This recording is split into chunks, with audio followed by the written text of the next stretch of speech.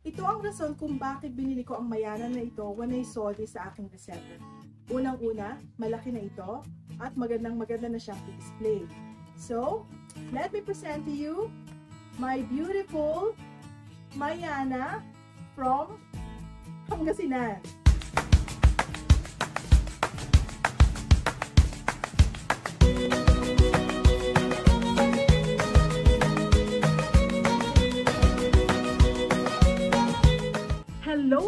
Hello! This is Elizabeth Fulford. Welcome to my channel! Ngayong araw na ito ay mag-unboxing ulit tayo ng mga bagong Mayanas na nabili ko. So, ibang online seller naman ang nabilhan natin ng mga bagong Mayanas. Halika, ipapakita ko sa inyo kung talagang okay ba talagang bumili sa mga online seller ng mga Mayana or mas maganda ba talagang magpunta tayo sa mga shop or sa mga bahay-bahay para mamili nito. Papakita ko rin sa inyo ang mga bagong Mayanas na nabili ko sa Tagaytay. So everyone, welcome uli sa aking Mayana Garden. Meron akong maliit na Mayana Garden sa mga bagong dating po dito sa ating YouTube channel. Meron akong maliit na garden kung saan nag-start po ako mag-collect ng mga Mayanas at lahat ng mga plants dahil nag-start ako maging plantita of course during the pandemic. So, yung last na video ko pag-open ng or pag-unboxing, ito po ay galing sa Nueva Vizcaya. Ngayon naman po, ang bubuksan naman natin ay galing all the way from Pangasinan. So, samahan niyo po ako sa pagbukas o pag-unboxing ng mga Mayanas na ito. Excited din ako dahil rooted ang mga Mayanas na nabili ko sa kanya. So, let's start it! Kita natin ang itsura ng boxes. So, you can see, open na dito mismo. Ayan, open na siya at nakikita mo na mismo ang Mayanas. And I can actually see na buhay na ang mga Mayanas. So, dito naman sa kabilang side na ito, tingnan natin. Just the same, meron isang malaking Mayana dito. So, ready na ba kayong magbukas ng Mayana? Kasi ready na ako! Let's do it! So, eto na, bubuksan na natin ang unang box ng ating mga Mayanas all the way. And I would like to thank our seller from Pangasinan. So, malayo-layo din itong Pangasinan papunta dito sa amin. It will take at least 7 hours papunta all the way sa bus terminal. So, nakikita naman natin ang box. Ganito ang kanyang box na ipinadala niya sa atin. Ang nakakatuwa dito ay may mga maganda. I can really see na maganda ang pagkakalagay ng mga Mayanas sa ating box. Okay? So, yeah. Mga bagong mga unboxing natin to kaya hindi pa siya masyadong sa. So, there you go. Excited na ako. Nakikita na natin. Pakita natin dito ang laman ng boxes na ito. Ito na po. Nakakatuwa. So, I have to open this fully.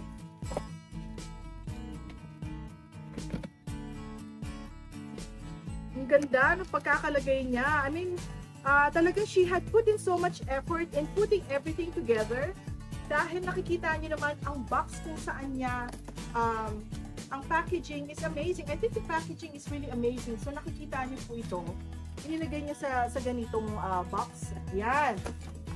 So nakikita niyo na ang ganda-ganda ng niya. You know what?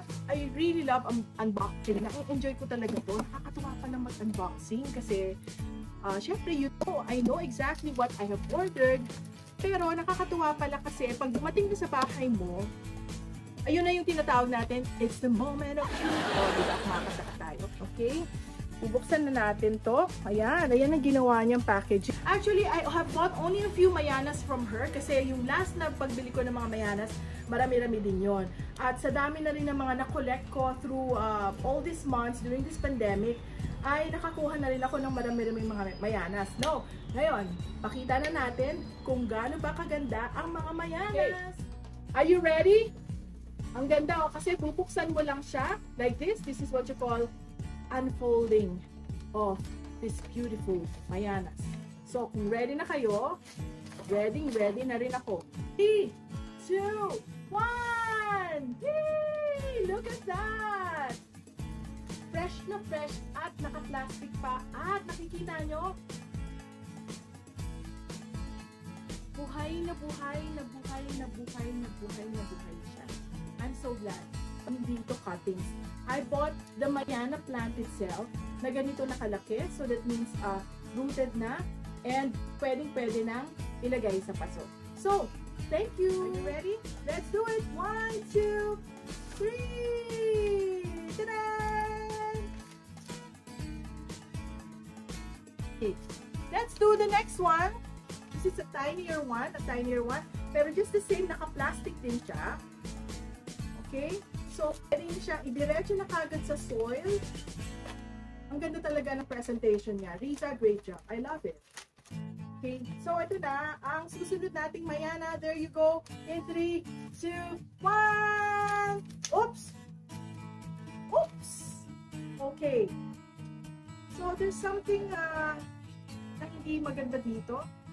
Okay. So actually, it's also potted. Ready na rin siya. Pero this is exactly what happened. But it doesn't matter kasi magagawa naman natin ang paraan niya. Of course. Siguro, during transport ay naputol ito. Alright? Kasi maliit din siya. However, you know what's so nice about Mayanas? Is, I have just uprooted it. At I cut it like this. Tapos, ito na mismo ang, I just pinched it. And I will plant it later. Kita mo yung color niya. Pink and brown. Here you go. Okay, let's do it. In 3, 2, 1.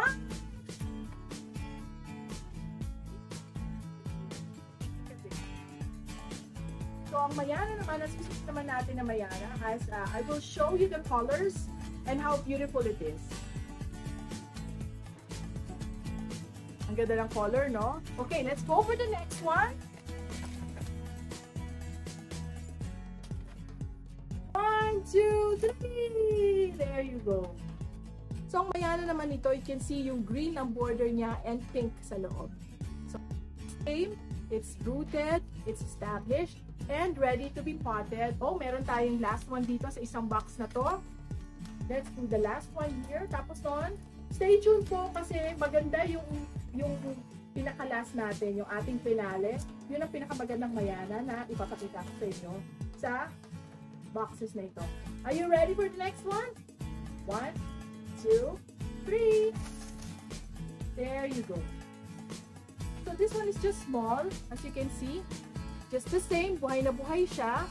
And the root, it's fully rooted and ready to be planted and ready para ilagay na sa ating pots.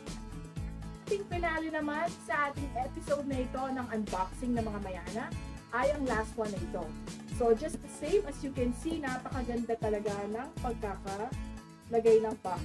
Ito ang rason kung bakit binili ko ang Mayana na ito when I saw this sa aking reseller. Unang-una, malaki na ito at maganda na siyang display. So, let me present to you my beautiful Mayana from Pangasinan. Let's do it! 1, 2, 3! Wow! Grabe! What can you say? My Mayana is so beautiful! It is exactly how I wanted it to be. And exacto how I really wanted it to arrive to my house.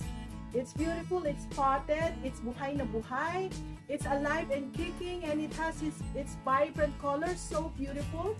And I will just present to you this beautiful Mayana. Hindi ko lang alam ang pangalan nito, but really it's so beautiful. Here you go. So, natapos na po ang final Mayana na nabuksan natin.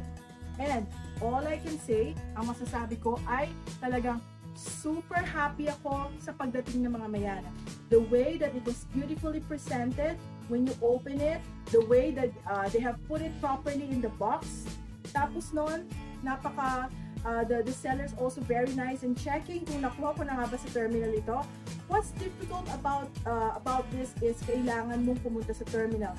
So, ang mahirap doon ay paano kung wala kang sasakyan or paano kung wala kang time kunin ito.